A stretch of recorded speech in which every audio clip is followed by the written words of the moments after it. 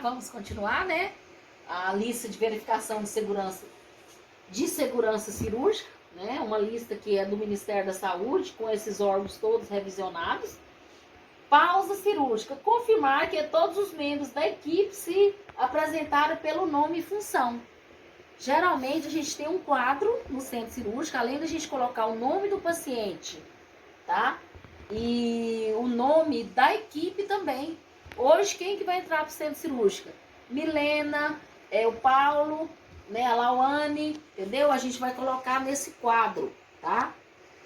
O cirurgião, doutor Guilherme, o anestesista, doutor Cleone. Então, assim, tem que estar lá, esse quadro, porque é um protocolo, tá bom? Cirurgião, anestesiologista e enfermeiro confirmam verbalmente, tá? Então, cirurgião tal... identificação do paciente, tá? Que eu disse para vocês que isso é de suma importância, a identificação do paciente. Na segurança do paciente, inclusive nós estamos implantando aqui a pulseirinha já de identificação, mas tem vários outros protocolos a serem implantados. Depende de insumos, de materiais, mas vocês terão que aprender o correto, tá? Então, sítio cirúrgico, procedimento. Eventos críticos previstos, revisão do cirurgião. Quais são as etapas críticas ou inesperadas, duração da operação, perda sanguínea prevista? Tudo isso tem que ser, né, confirmado antes da incisão, tá? Isso antes da incisão cirúrgica, antes do corte, tá? Que a incisão é um corte.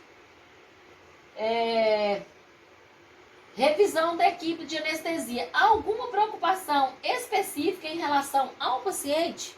Tá? Vai perguntar, né, antes de cortar. Tem alguma observação? Revisão da equipe de enfermagem. Os materiais necessários, como instrumentais, próteses e outros, estão presentes dentro da validade de esterilização? De repente está lá no meio da cirurgia, pede mais um instrumental. Quando vem, está lá no grau cirúrgico que venceu há 20 dias. Entendeu? Então, tudo isso tem que ser revisionado antes da incisão, antes do corte, tá? Revisão da equipe de enfermagem, né? A profilaxia antimicrobiana foi realizada nos últimos 60 minutos. O que eu falei para vocês também, que é para vocês não esquecerem, que todo procedimento cirúrgico que leva incisão, né, corte, que toda cirurgia tem que cortar, precisa de um antibiótico profilático, tá? Que é feito dentro do centro cirúrgico, 60 minutos antes da cirurgia, tá? Então é dentro do centro cirúrgico, já tem que ser realizado, administrado essa medicação. E quem administra é o técnico de enfermagem, é a equipe da enfermagem. As imagens essenciais estão disponíveis? Por exemplo, vai fazer uma amputação de um membro, tá? Já coloca lá no negatoscópio, né? Que eu mostrei para vocês o que é o local onde visualiza os raios-x, as tomografias, os exames de imagem.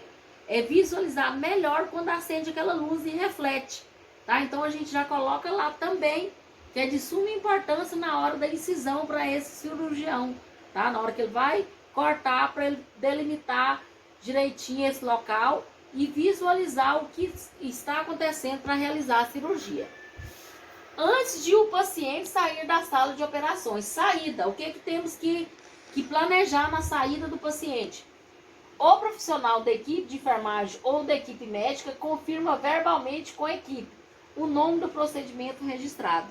Foi realizada uma laparotomia exploratória, entendeu? Então, assim, tem que falar nesse momento. Então, a equipe cirúrgica, gente, tem que ter uma sincronia, tá? Tem que entender.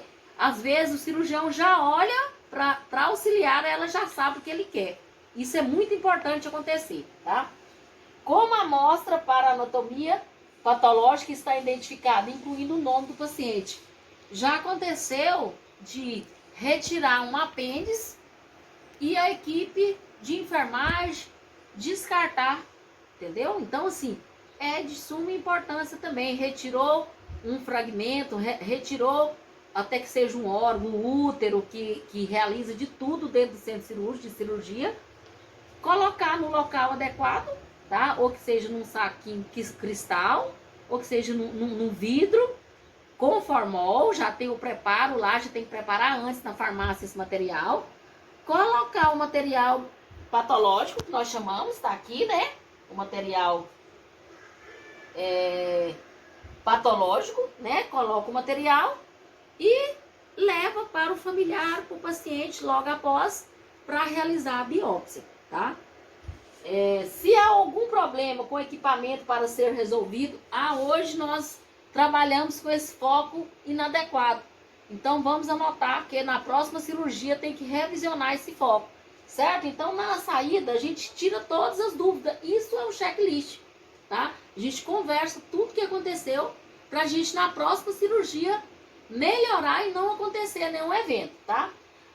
O cirurgião, o anestesiologista e a equipe de enfermagem revisam preocupações essenciais para a recuperação e o manejo deste paciente. Tá? Então isso aqui é só para vocês entenderem o que é um checklist dentro do centro cirúrgico. Na verdade, na enfermagem, quase todos os setores teremos que realizar checklist, tá? Mas hoje estamos falando do centro cirúrgico, tá bom? Aqui está uma equipe cirúrgica, tá? Aqui está, nesta equipe tem o instrumentador, né? Aqui está o instrumentador, aqui está o auxiliar, aqui está o anestesista, sempre ele fica monitorando os sinais vitais do paciente que está operando. Aqui está o cirurgião e aqui tem duas circulantes, tá? Tem cirurgia que são duas circulantes e anotando tudo que aconteceu na cirurgia. Terminou, essa circulante está anotando, realizando o checklist dessa cirurgia.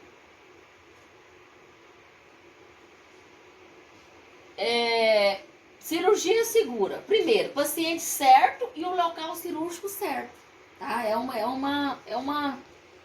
o essencial, tá? Cirurgia, paciente certo e o local cirúrgico certo. Paciente Maria Tereza, cirurgia de vesícula. Isso tem que estar anexado no quadro e tem que ser conferido com a documentação dessa paciente. Métodos conhecidos para impedir danos na administração de anestésico enquanto protege o paciente da dor. Tá? Então, assim, são protocolos para assegurar essa cirurgia desse paciente. Resposta imediata para perda de via aérea ou de função respiratória que ameace a vida. Exemplo, oxímetro e balão. Então tem que ter lá o tempo todo, tá? Precisa ter dentro do centro cirúrgico, porque a via aérea é o principal acometimento do paciente cirúrgico. Pode comprometer, pode ter rebaixamento do quadro, né? Baixando a saturação desse paciente, ou a pressão arterial, que é um evento que acontece muito no centro cirúrgico, efeito da anestesia, tá? Preparo efetivo para o risco de grandes perdas sanguíneas, tá? O que é esse preparo? 500 ml de sangue ou 7 ml em criança. Então a gente tem que ter sempre também uma bolsa preparada. Nós temos que ter uma bolsa de sangue preparada para esse paciente, porque pode deparar com um vaso e ter uma dificuldade para esse estancamento desse sangramento, tá? Então, as perdas sanguíneas, via aérea e perdas sanguíneas são dois atos que podem acometer uma gravidade do nosso paciente cirúrgico. Evitar reação adversa a drogas ou reação alérgica, tá? Teremos que ter sempre também um antagonista dos medicamentos, que pode ter uma reação alérgica, e teremos que ter um medicamento para controlar. Método sistemático para minimizar o risco de infecções no sítio cirúrgico. Esse risco de infecção é o que eu falei para vocês. É abrir tudo dentro da técnica, é revisionar o material esterilizado, é escovar as mãos até o cotovelo na técnica correta, tá? Às vezes, é muito simples, lavagem de mão eu já conheço, já desde que no início do meu curso está falando. Mas no centro cirúrgico até no cotovelo e tem que ser escovado de 3 a 5 minutos.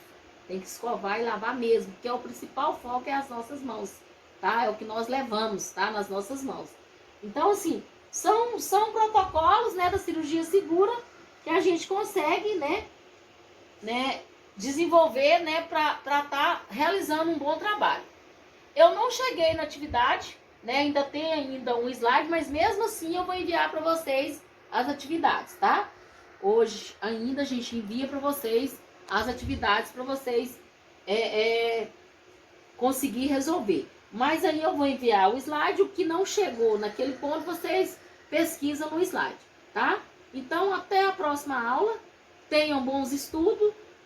Dá uma lida nos slides também, não fica só com essa nossa explicação, ok? Até segunda-feira e tenha uma boa noite. Tchau, tchau.